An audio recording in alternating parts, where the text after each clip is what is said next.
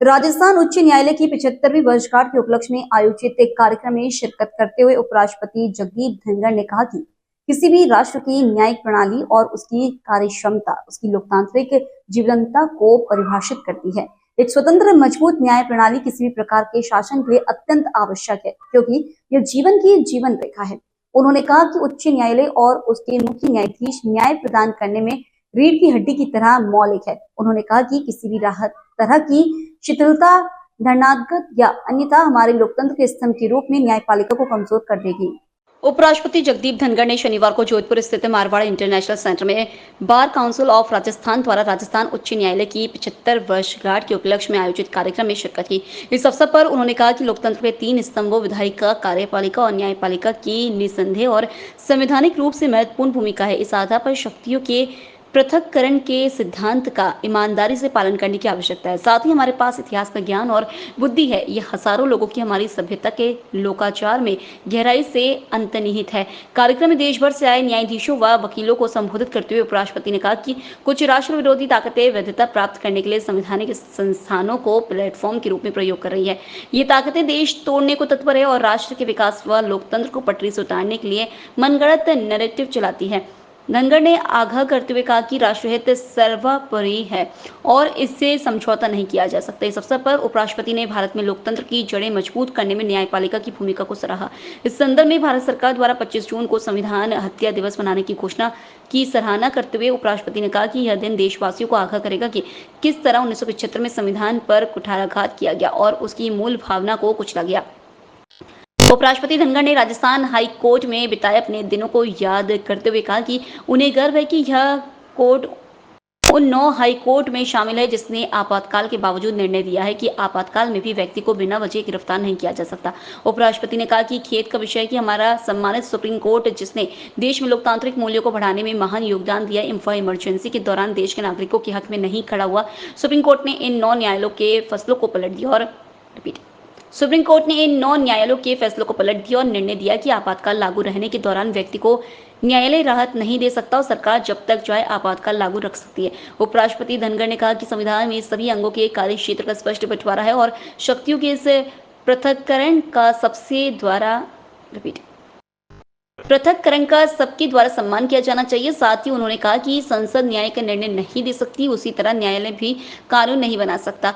कार्यक्रम से पूर्व उपराष्ट्रपति धनखड़ ने मारवाड़ इंटरनेशनल सेंटर के परिसर में पौधारोपण कर पर्यावरण संरक्षण का संदेश दिया।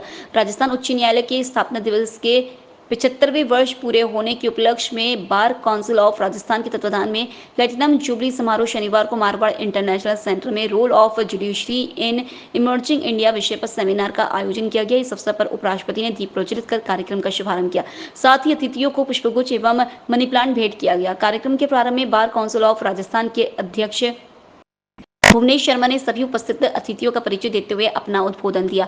इस दौरान guest of honour supreme court justice AG Masih, justice Sandeep Mehta, Allahabad उच्च न्यायालय के मुख्य न्यायाधिपति अरुण भंसाली, राजस्थान हाईकोर्ट के चीफ जस्टिस MM श्रीवास्तव, विशेष अतिथि विधि मंत्री राजस्थान सरकार जोगाराम पटेल, भारत सरकार के सॉलिसिटर जनरल तुषार मेहता और बार काउंसिल ऑफ इंडिया के अध्यक्ष मनन कुमार मिश्रा ने शिरकत कर अपने विचार साझा किए। कार्यक्रम में राजस्थान उच्च न्यायालय के न्यायाधीश डॉक्टर पुष्पेंद्र सिंह भाटी, अन्य न्यायाधीश, राज्य के न्यायिक अधिकारी सहित एडवोकेट उपस्थित रहे।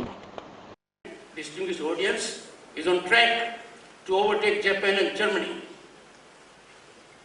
We are now the third largest economy in terms of purchasing power, and our foreign exchange reserves stand well over $600 billion.